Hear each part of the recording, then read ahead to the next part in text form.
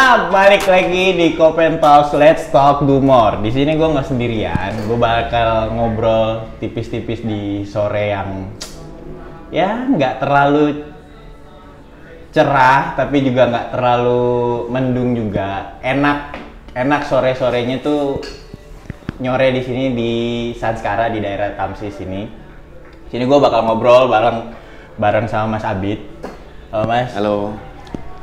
Mas Abid ini doi itu founder dari Sanskara Coffee daerah Tamsis.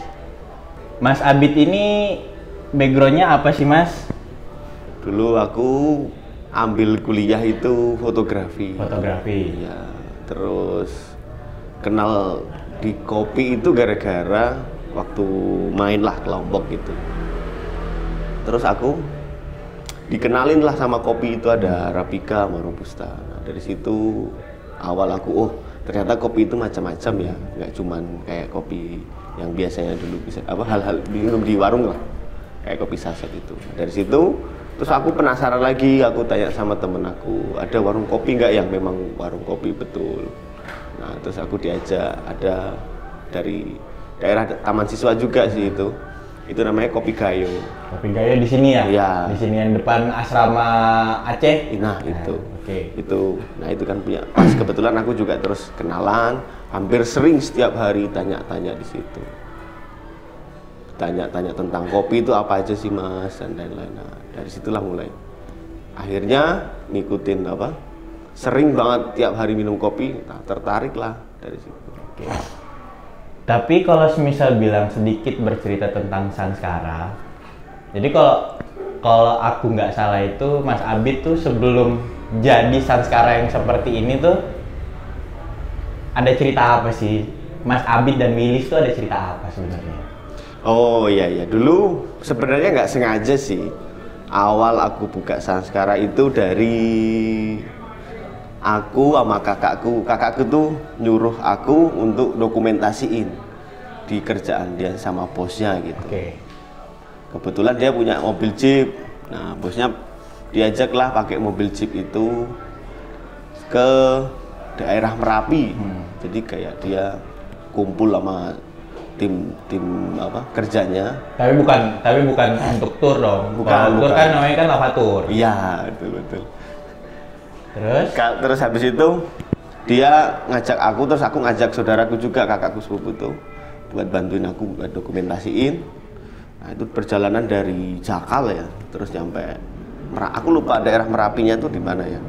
Nah dari situ ya berapa jam? 2 jaman. Habis itu kita pulang. Habis pulang terus aku sama kakakku 2 orang itu bertiga ngobrol. Nah kakakku yang punya jeep itu tanya, ini mobil bisa dibuat jualan nggak sih? Gitu. Wah, aku bilang langsung, bisa Mas, aku gituin aja. Akhirnya dari situ ya kita terus berunding, ngobrol. Akhirnya selama sebulan itu bikin untuk masalah beli bahan-bahannya, terus untuk mejanya dan lain-lain. Nah, terus akhirnya aku cari-cari tempat buat jualan pakai jeep. Nemulah di daerah Tugu itu. daerah Tugu depan Hotel Harper. Iya nggak sih? Warna hitam nggak sih jadi Iya. itu, ya kan? Tapi semenjak jualan pakai jeep itu ngerasanya maksudnya oke nggak sih? Karena kan di daerah situ kan orang bilang istilahnya ya, kalau kata anak muda, coffee on the street. Iya. Iya nggak sih? Bahasa kerennya ya kan? Cuma memang aku melihat di daerah sana juga ada juga yang pakai Vespa, ya kan. Nah, secara segmennya pada akhirnya kurang lebih bakal sama aja nggak sih? Ya hampir sama ya, hampir sama. Tapi kan kalau yang di Vespa itu kan lebih lama dari saya ya. Betul. Terus kalau di tempatku itu lebih banyak rata-rata memang orang dari wisatawan lokal, wisatawan itu sih yang memang berseliweran di situ. 2000 berapa tuh Mas? Pas mulai pakai Wilis itu? 2021. 2021. Oh berarti Pas COVID itu. Nggak terlalu lama tuh ya? Iya belum lama. Terus gimana ceritanya pas akhirnya 2021 di sana, terus juga di tahun-tahun itu juga pas lagi COVID itu tuh apa yang Mas Abid rasain? Wah itu emang Anjing banget ya, iya sih. saks banget ya. Dimana ibaratnya kayak Jalan Mangkubumi itu ditutup. Itu tuh hampir tiap hari kita nggak jadi buka itu gara-gara COVID. Bayangin, ada saatnya dimana memang Jalan Mangkubumi itu ditutup dan ya udah nggak boleh masuk kendaraan, bahkan orang-orang yang jualan angkringan di situ juga mau nggak mau juga ya pendapatannya juga merosot juga ya. Sampai kita tuh mau pesimis loh, mau buka lagi ini PPKM terus hampir tiap bulan, gimana mau jualan lagi kan? Kita kan masih baru ya, belum ada setahun. Kita baru buka pertama itu hari Senin, hari Agustus kalau nggak salah ya. Terus dan kebetulan ternyata kalau di sana setiap hari Senin itu pedagangnya pada libur. Nah kita malah buka, makanya sepi banget. Kan kita nggak tahu itu. Menabrak sebuah realita yang ada ya, namanya ya. Gokil. Namanya anak muda. Nah, habis itu kita bisa, karena mungkin aku juga nggak ekspektasi ternyata banyak yang datang peminatnya itu, karena kalau aku lihat sih karena kita pakai jeep ya, dan belum ada yang pakai jeep sih setahu aku, rata-rata kan kalau nggak Vespa pakai kombi pakai gitu. Kombi ya, paling banyak pakai kombi, kayak maksudnya ibaratnya yang udah-udah aja, yang akhirnya brandingannya di mana-mana ya juga pakai kombi. Cuman ya kalau buat aku pribadi sih Mas Abid ya cukup menarik gitu loh, jualan kopi menggunakan jeep yang orang, di bayangan orang tuh bahwasanya jeep itu mobil yang tough ya gitu kan, dipakai untuk jualan kopi. Ini berarti nggak main-main gitu loh, nggak main-main dalam arti kayak oh segokil itu loh anak muda, ya nggak sih gitu kan. Terus sekarang rilisnya kemana Mas? Nah semenjak itu kan kita tuh kena hampir PPKM itu sampai 3 kalau 4 kali ya. PPKM terakhir, terus kakakku tuh ya istilahnya karena sudah pesimis ya pengennya, karena dia lebih ke kantoran dan mungkin lebih pengennya cepet ya.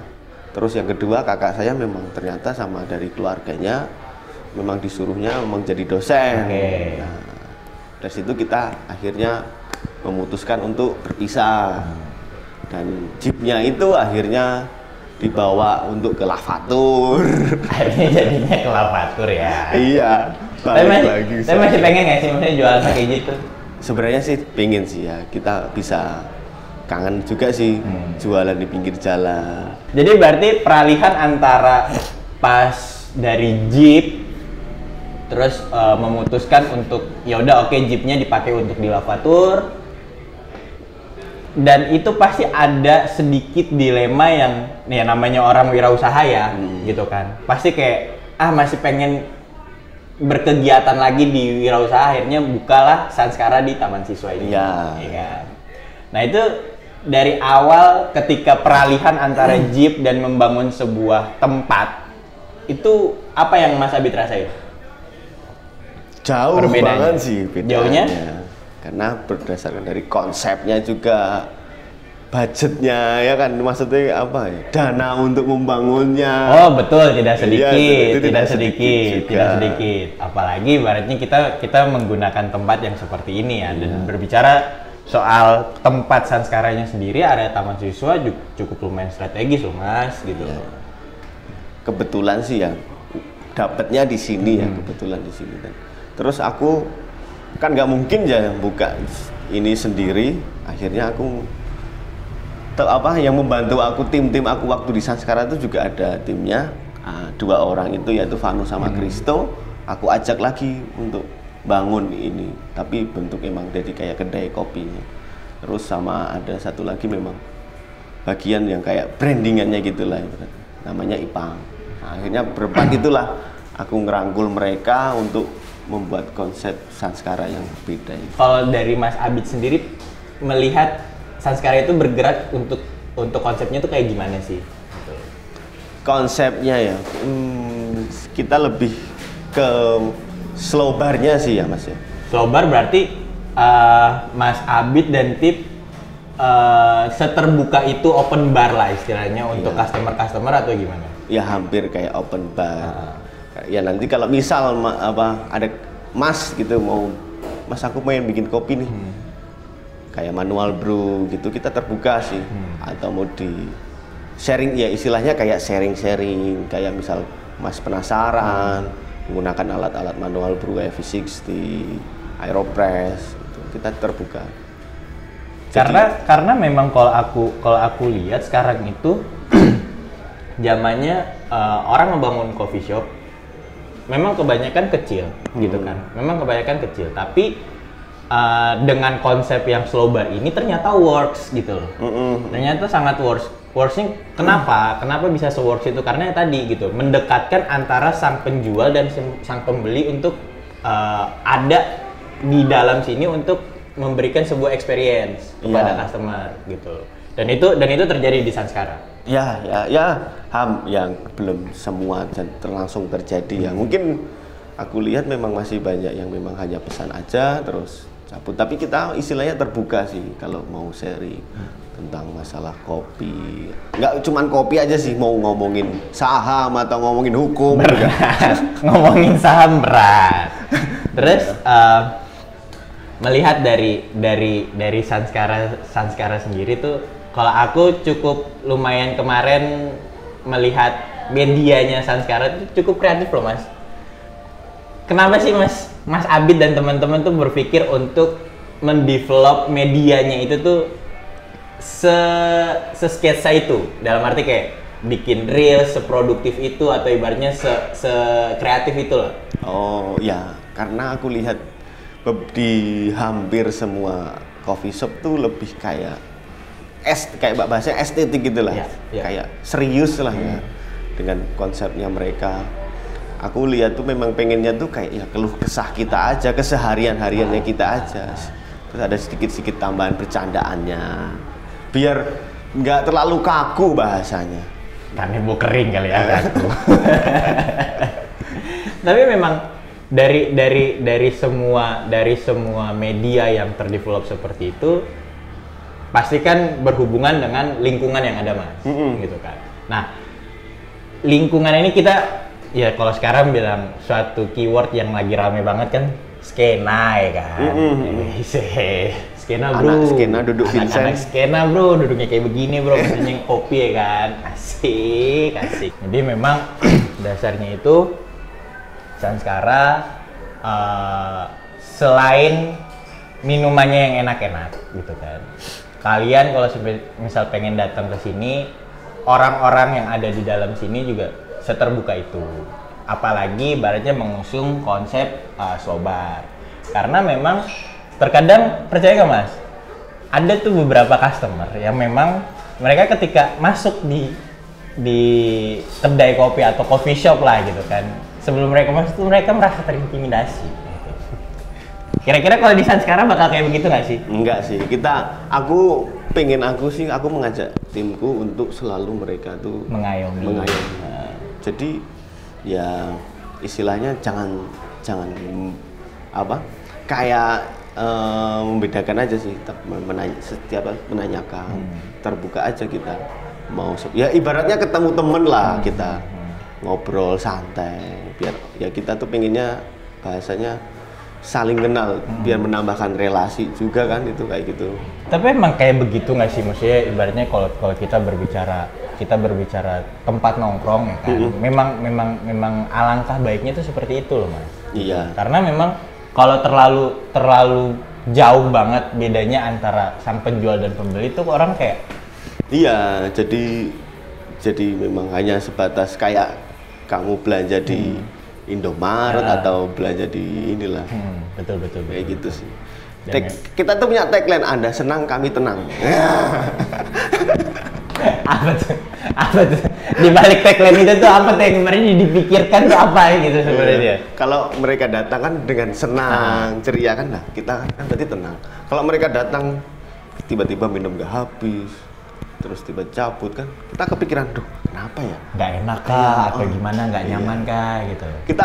Kita menerima selalu kritik aja sih. Jadi kalau misal minumannya semua ya kayaknya ada yang kurang apa, langsung aja datang ke baristanya, tanyain aja, Kak kenapa kok gini-gini.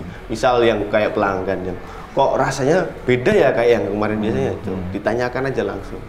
Karena memang makin kesini tuh kadang coffee shop itu melupakan yang namanya hospitality, Mas. Ya, betul. Iya nggak sih, ngerasa nggak sih gitu loh. Ya itu sangat perlu sih memang.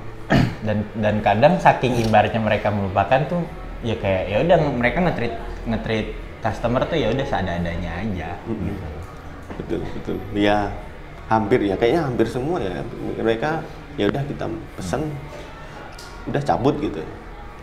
Intinya gini, kalian yang di daerah Taman Siswa sini, monggo silahkan datang ke Sanskara karena memang tempatnya enjoy banget. Iya. Kalian bisa santai ngerjain tugas atau kerja di sini sangat amat enjoy, tidak terlalu rame.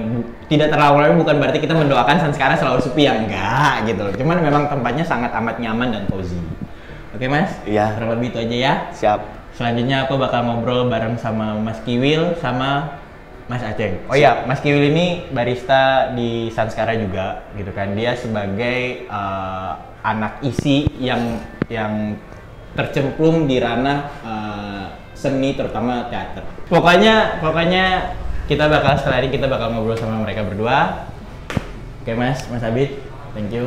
Sama-sama Mas. Sehat selalu. Sehat Mudah-mudahan selalu. Sanskara tetap berjalan semestinya. Amin. Lancar-lancar. Amin. Orang-orangnya semakin. Amin. Thank you.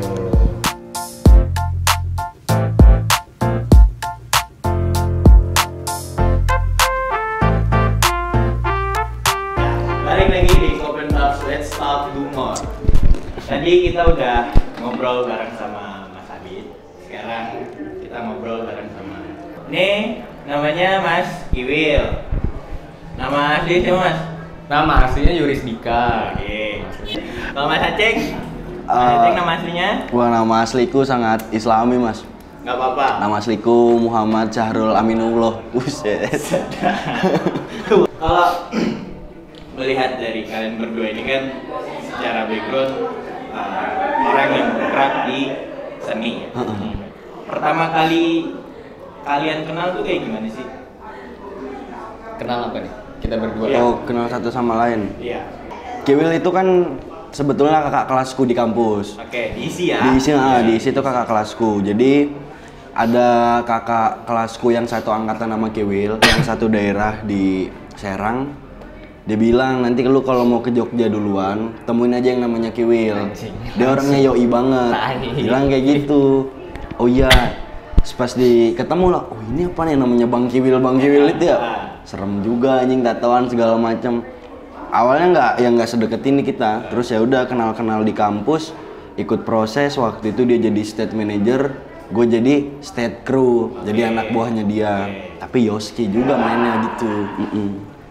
Kira-kira kenapa sih kok maksudnya ibaratnya diisi tuh sebegitunya antara hubungan antara senior dan junior gitu? Karena gampangannya kayak teater itu kan nggak mungkin kerja sendiri kan. Oke. Pasti butuh banyak orang dalam satu proses pertunjukan. Jadi ya karena juga masanya tidak terlalu banyak, kalau dulu tuh nggak terlalu banyak kayak sekarang sih ya. Jadi ya mau nggak mau memang kita harus ngejalin hubungan baik lah. Tuh, karena pasti suatu saat entah gue yang butuh dia yang butuh gue, itu juga tetap berjalan. Gitu. Kenapa harus teater yang pada akhirnya kalian berdua tuh pilih gitu? Dari siapa dulu yang pengen jawab? Gua dulu kali ya. Boleh, betul. Minum dulu lah. Kalau gua tuh pada akhirnya gini Bang, kayak emang suka seni. Oke. Suka banget sama yang namanya seni. Ini utamanya seni pertunjukan ya. Tapi main musik ya nggak jago-jago amat gitu kan, baca partitur nggak bisa segala macem. Terus mau yang kayak gimana juga nggak tahu. Apa? Gue pikir seni peran tuh atau teater tuh paling gampang. Tinggal ngomong, dialog, ngapalin naskah, pentas. Jadi ya udah akhirnya berawal dari situ udah kayaknya gokil nih seni teater nih gitu. Lalu Kalau gua sebenarnya sih kecantel ya, bisa dibilang kecantel lah. Kalau dibilang pernah ikut teater emang belum, sama sekali belum. dari sekolah maksudnya pas Dari SMP SMA? Enggak, pernah dulu ikut tapi cuma 1 semester. Terus itu pindah kan gue cabut dari sekolah SMA. Terus awalnya gue daftarnya malah di psikologi sama film perfilman. Anjing, psikologi. Ya, Yoi. cuma kayaknya nggak nyampe otak gue ya. Oke, dari psikolog, passing steer ke Banding setir. kan perfilman juga nggak terima tuh. Terus gue sempet mikir lah, ada 2 bulan 3 bulan gue mikir apa ya kira-kira ya. Bokap gue nawarin PNS, nggak mau gue kerja kayak gitu kan, pasti bosen lah gitu. Terus kayaknya yang lebih deket antara psikologi perfilman, iseng lah gue teater, keterima. Kalau misal ibaratnya kayak teater diisi itu, berarti ntar tugas akhirnya kalian bikin pertunjukan show? Enggak juga. Enggak juga, tapi Ada 5 konsentrasi. Penciptaan itu ada penyutradaraan, keaktoran, sama tata artistik. Artistik itu ada panggung, make up, kostum, sama hairdo. Terus yang 2 lagi ini penulisan sama pengkajian. Nah yang 2 ini bentuknya bukan penciptaan karya, tapi karya ilmiah yang dia tulis itu. Skripsi, jadi cuma skripsi doang. Kalau misalkan penciptaan ngambil salah satu mayornya, nanti dia nulis skripsi Sama karya. sama bikin karya. Jadi skripsi itu pertanggungjawaban dari karyanya. Betul. terus kalau misal ibaratnya kayak teater ini ya kan, hal yang paling menarik yang dilakukan dari seni peran ini tuh apa sih gitu? Banyak sih, Banyak ya. banyak sih. Kalau dari lu apa, Bil? Kalau dari gua, sebenarnya kalau seni peran itu gampangannya kayak lu lebih bisa memahami diri lu sendiri sih, kayak plus minus lu di mana, karena kan seni peran itu kan menciptakan karakter baru kan, tokoh baru kan. Kalau kata dosen saya, kalau lu belum kenal sama diri lu sendiri, lu bakalan susah, karena nanti takutnya secara, maksudnya kalau lu belum sadar ya, kalau kebiasaan lu ngapain, dulu kayak gimana, takutnya nanti ke bawah ketika lagi menciptakan karakter baru kayak gitu. Itu masih kiwi banget nih kayak gitu. Hal-hal menarik sebenarnya dari lingkungannya juga sangat-sangat suportif lah, sangat-sangat saling mendukung. Kalau lu, Ceng? Kalau gue ini sih Bang, lebih ke proses di balik layarnya. Proses kreatifnya itu berdarah-darah banget. Kalau dibilang capek main teater, capek banget. Darah bro, keras anjing. Anjay, cuma tapi kalau karena apa ya, memang capek, jujur capek banget. Bukan hanya sebagai aktor ya, sebagai tim apapun lu itu, lu pasti ngerasa capek karena jujur Bang, teater itu ngambil banyak waktu kita. Asli, hampir setengah hidup lu tuh untuk teater. Tapi kalau nggak berteater kayak gimana? Bangun teater anjing. Drama lu anjing. Tapi maksudnya gini. Banyak orang yang mungkin berpikir bahwasanya teater itu sama lah cara bermainnya sama kayak acting film. Menurut lu gimana? Menurut lu berdua? Beda. Dari sudut pandang kalian berdua deh. Jelas beda sih. Beda. Karena teater itu kan dia panggung ya. Sedangkan kalau film kan dia ada Ada kamera, media rekamnya. ada media yang lain.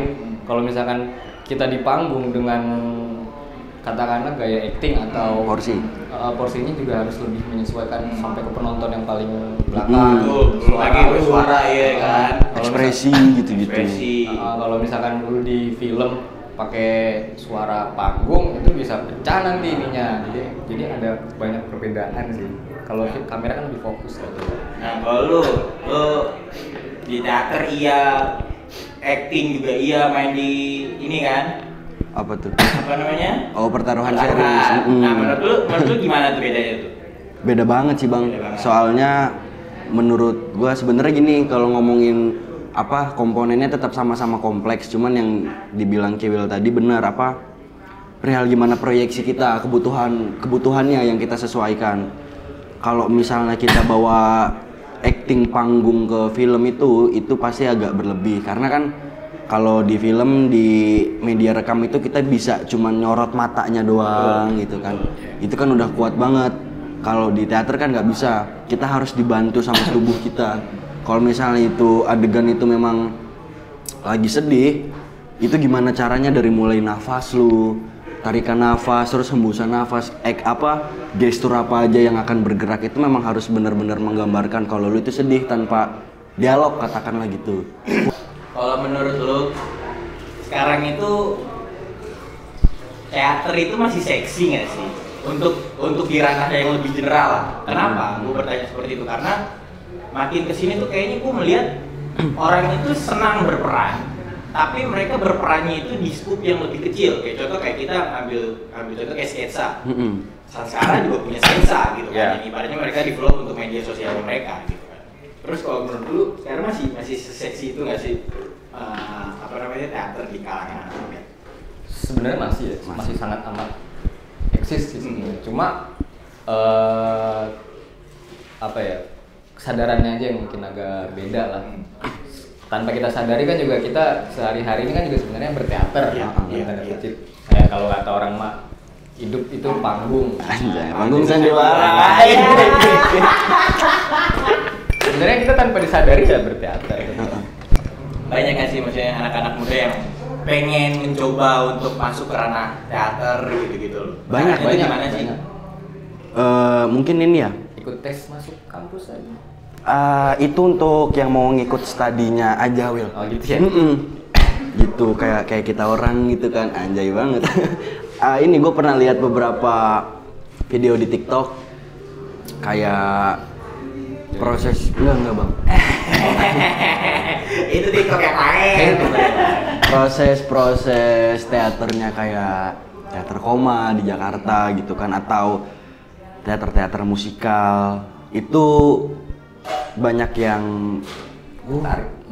tertarik akhirnya, dan mereka mau nanya. Dan menurut gue banyak juga kok akhirnya sekarang komunitas-komunitas atau bengkel teater yang bisa untuk menerima anak-anak muda untuk ayo kalau kalian mau belajar teater. Cuman kan kalau di isi Yogyakarta jurusan teater itu lebih ke studinya gitu kan, lu di sini udah studi teater, udah lu 24 jam per 7 itu akan menjadi orang teater gitu. Bedanya itu hanya itu sih. Kita nanti lulus dapat embel-embel di belakang nama kita SSN begitu kan, berat banget tuh bawa sarjana seni itu bang.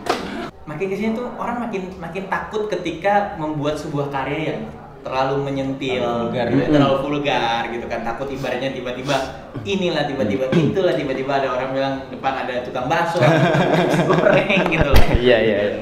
Kalau menurut lu gimana? Karena kan maksudnya kan kayak kita berbicara karya itu kan ya apalagi seni ya bebas-bebas aja sih gitu. Benar. Kalau menurut gue sih ya terserah sih ya, selama lu bisa mempertanggungjawabkan apa yang lu lakukan. Karena kan yang kadang orang susah tuh di situ gitu. Gimana ya bilangnya ya? Kalau berbicara soal kritik-kritik kayak rezim atau isu-isu sosial itu pasti akan selalu ada pesannya setiap karya yang mau disebarluaskan gitu. Tapi lo pribadi pernah melakukan sebuah karya yang kurang lebih seperti itu, sedikit mengkritik isu-isu sosial yang ada? Belum.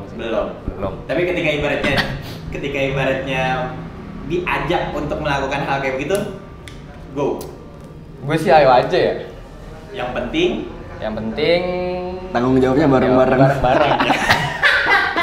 Selama nggak ada cepu sih aman ya. Iya sih gitu. Kalau gue ini sih bang, kalau gue percaya setiap karya itu dia punya maksud, dia punya sisipan yang harus atau nggak harus sih, maksudnya yang akan diterima sama penonton, tapi memang lebih soft, dia lebih halus, jalannya nggak gamblang lah gitu kan, karena kita di teater juga belajar semiotik ya. Semiotik. Apa tuh semiotik tuh? Ya simpelnya mungkin tanda dan penanda gitu kan. Ada simbol-simbolik gitu. Nah, beberapa karya yang pernah gua ikut andil di dalamnya itu juga pasti ada hal atau ada harapan yang mau kita bawa ke penonton, untuk penonton gitu. Karena tahta tertinggi di pementasan, entah teater atau film itu tetap ke penonton. Kita ngelakuin ini untuk penonton gitu kan. Itu juga ada. Akhirnya kita menyajikan karya ini, kita berpihak pada siapa? Karya ini tuh kita berpihak pada siapa gitu kan? Pada borjuiska, sosial atau proletar gitu. Jadi mungkin akhirnya nggak lagi menuntut atau kita menghakimi pemerintah melulu. Enggak, tapi kayak apa yang lagi ramai sekarang, misalkan biasanya kayak gitu ya Wila, apa yang lagi ramai sekarang kita kemas terus kita jadikan sebuah pertunjukan dan silahkan pesannya ambil masing-masing gitu. Kalau menurut lu sekarang seniman-seniman apapun itulah, lu juga sebagai seniman gitu kan, sudah ada di taraf yang seniman tuh hidup dari karya belum sih? Karena gini loh, kadang gue dipertemukan dengan para pelaku seni-seni ini. Mereka senang melakukan karya mereka senang membuat pameran, mereka senang menampilkan sesuatu gitu kan. Tapi di balik itu semua, mereka punya alasan yang logis untuk mengerjakan sesuatu di luar kesenian mereka. Karena ya untuk mereka hidup Kebutuhan. gitu, kebutuhan gitu kan.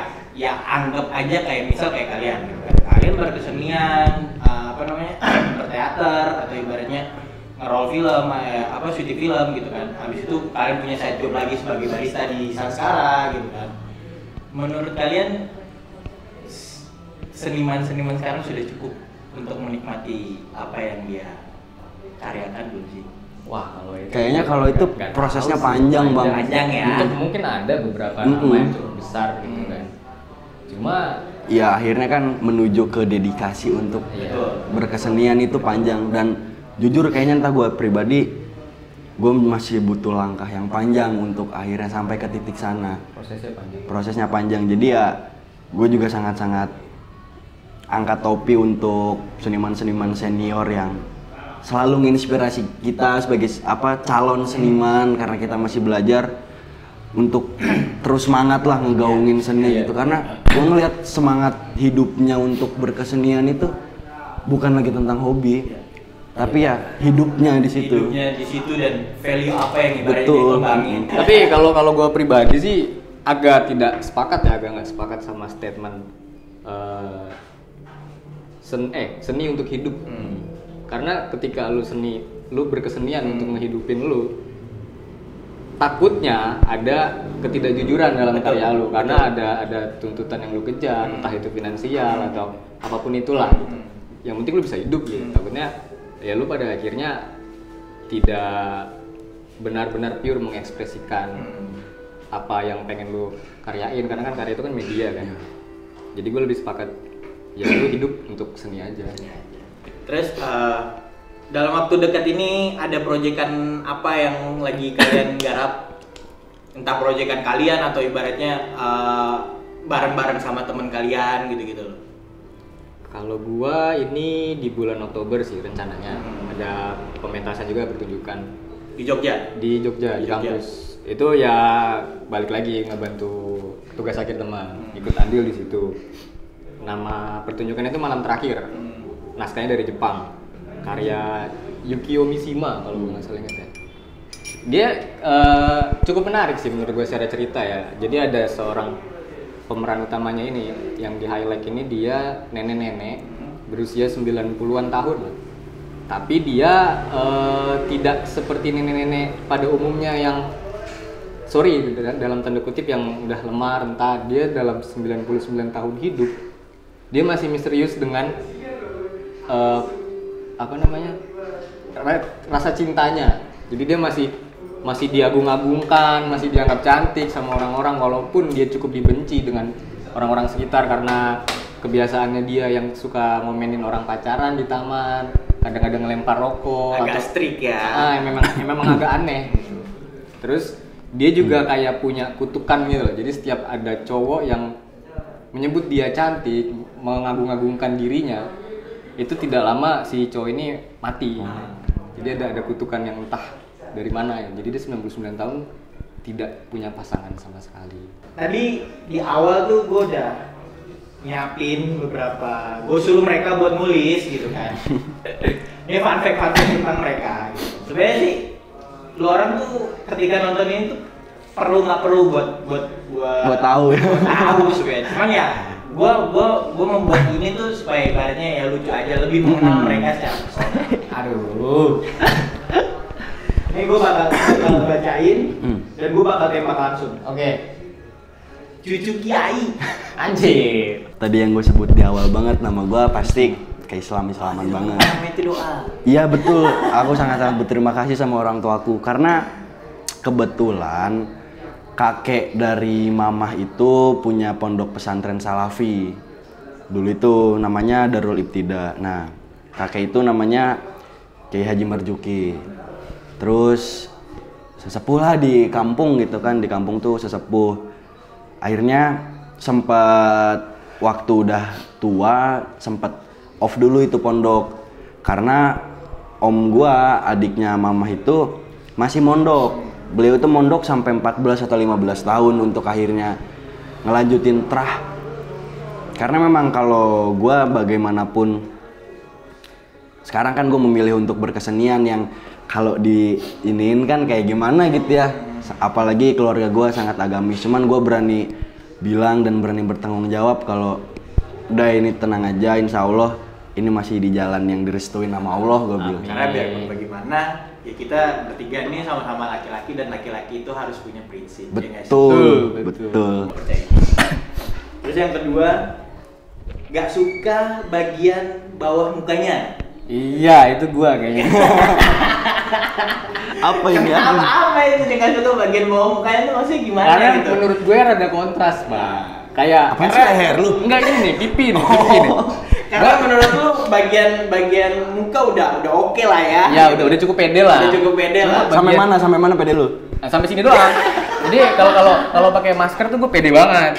Pas lepas masker tuh gue Acik. agak-agak imut. Kalau kata orang ya, gue udah insecure kalau orang bilang kayak gitu. Lu atasnya serem, tapi bawahnya imut. Coba lu nyengir dah. Ih, imut banget. Tapi lucu sih, maksudnya gue berbaca anjing apa bangsat bagian tidak suka bagian bawah muka. Bagian sini nih. Anjing. Dah. Jadi sebenarnya mungkin masih banyak yang pengen gue obrolin. Cuma dari gue itu aja. Dari mereka ada yang pengen disampaikan kata-kata atau kata-kata manis buat cewek-cewek ya kan. Karena takutnya pas ngeliat lu berdua di comment talk. Ada? Enjoy aja kali ya. Enjoy aja. Kalau misalnya mau ngobrol, ya ayo kita ngobrol, kita bareng-bareng. Jangan takut-takut lah, gue nggak seserem itu. Nah ya. Oke. Thank you buat semuanya. Comment talk, let's talk, do more.